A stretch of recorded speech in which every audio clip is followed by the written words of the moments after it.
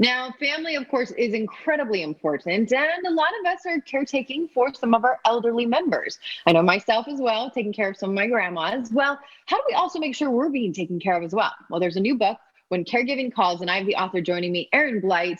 Erin, hi, and welcome to the show. Hi, Jenny. Thank you for having me. Absolutely. Now, thank you for being on the show because I think this is a big topic. Let's start first things first. You actually have experience in this and then decided to write a book. That's right. I was a family caregiver. I owned a home care company where we provided caregiving services, and I've studied caregiving as a phenomenon of social science. So all of that led me to writing this book. Okay, so how do we find that balance? I mean, yes, you love your family members and you want to take care of them. How do you also make sure you're being balanced? Well, a lot of times family caregivers feel like they have to go it alone. They feel like because it's their family member, they have to do everything they possibly can to help their loved one. And it's okay to share the caring. It's okay to ask for help from other people. That could be in the direct tasks of caregiving, or it could be you just taking time for yourself. That self-care is extremely important for caregivers because when you add fuel to your tank, you're more equipped to continue the caregiving role.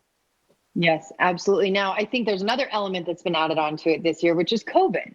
You know, especially for the elderly, it's hard to go visit them in light of everything that's happening. So how do we manage it? Well, you're right, Jenny. In fact, there was a report that came out from the Rosalind Carter Institute for Caregiving, and it said that 83% of family caregivers this year are feeling more stress because of COVID. And COVID means that you have to do more caregiving. You have to be very conscious about infection. You don't want to transmit the coronavirus to your loved one who is in a vulnerable position. So it does definitely makes it more difficult. Yeah. And Erin, you've been through this personally. So what would you say for people like me and others who are watching that are going through this similar experience? What's the best way to get through it or to, make sure you're doing it properly? Well, that's one of the reasons that I wrote the book, Jenny. It's not a how-to. It's really more like a guide.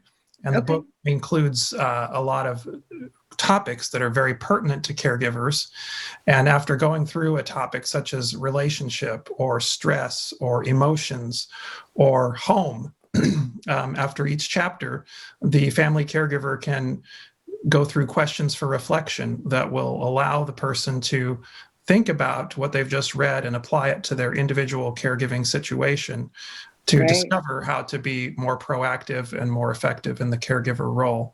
In addition to that, I would recommend caregiver support groups. A lot of those have moved from in-person to online opportunities, but being able to interact with other caregivers, you have the ability to learn from each other and to support one another. Love it. Well, Erin, thank you so much for sharing with us today and for writing such an important book. We appreciate it. If we want to get the book, where can we go? Well, thank you, Jenny, for having me. You can find the book at Amazon or any brick and mortar bookseller. Also, you can find it on my website, which is caregivingkinetics.com. Great. Thank you so much, Erin, and Happy New Year. Happy New Year to you too, Jenny. Thank you.